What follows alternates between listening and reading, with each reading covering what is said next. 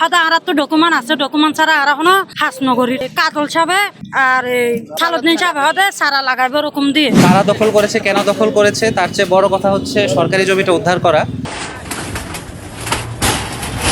কক্সবাজার শহরের সমুদ্র সৈকতর সুগন্ধা পয়েন্টত স্বরাষ্ট্রমন্ত্রী সালাউদ্দিন আহমেদ ও কক্সবাজার ৩ আসনের এমপি লুৎফর রহমান কাজলর নাম ব্যবহার করি রায়তুর আন্দারত সরকারি খাস জমি দখল করি টৈন ও বাসর ঘেরাও দিদি উগ্রচক্র।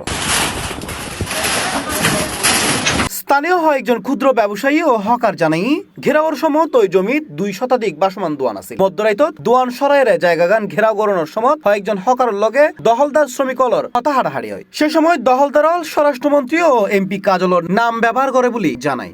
যেটা শুক্রবার দিন রাত ৩টার পরে হয়েছিল তারা গিরাদের আর মাছের দোয়ান আটকা ফেলাই আটকানোর পরে ইটার হওয়ার থেকে তোমারা এক জায়গা গজ্য গড়িল হাইলালতে আর গড়ি না হারিবা তা হাইলালতে গড়ি কেনা হাইতে অনার এখনো হাগত আছে না সাদা আর তো ডকুমেন্ট আছে, ডকুমেন্ট ছাড়া আর এখনো হাস নগরী তোমার আর ওরকম হনে দিয়ে হতে কাতল সাবে আর সালুদ্দিন সাহেব হতে সারা লাগাইবে ওরকম দিয়ে সামনে জিন পাত জায়গায় দখল করে তারা নাম না জানে আড়াই তারা।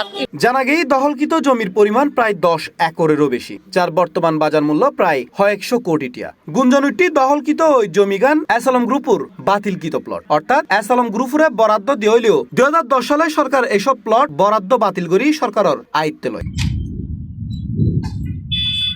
তবে এনলয়েরা যখন সোশ্যাল মিডিয়াত হইচই ফরি যায়, রবিবার কক্সবাজার জেলা প্রশাসনের ম্যাজিস্ট্রেট মাহমুদুর রহমান সাইমের নেতৃত্বে অভিযান চালায় এইসব জমি দখল মুক্ত করয় এবং টৈন ও বেড়া ভাঙি ফেলয়। তবে হন কিংবা হারা ইয়ান দখল গিয়ে এ ব্যাপারে কিছুই ন হয় দায়িত্বরত ম্যাজিস্ট্রেট। কারা দখল করেছে, কেন দখল করেছে, তার চেয়ে বড় কথা হচ্ছে সরকারি জমিটা উদ্ধার করা।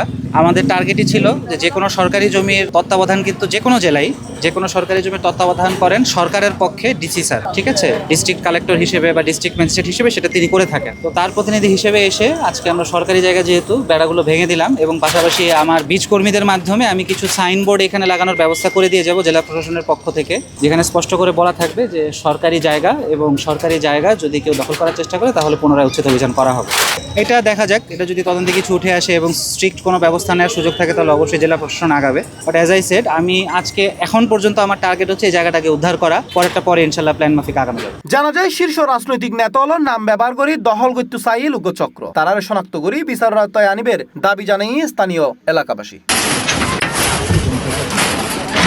C plus TV, Chittagong.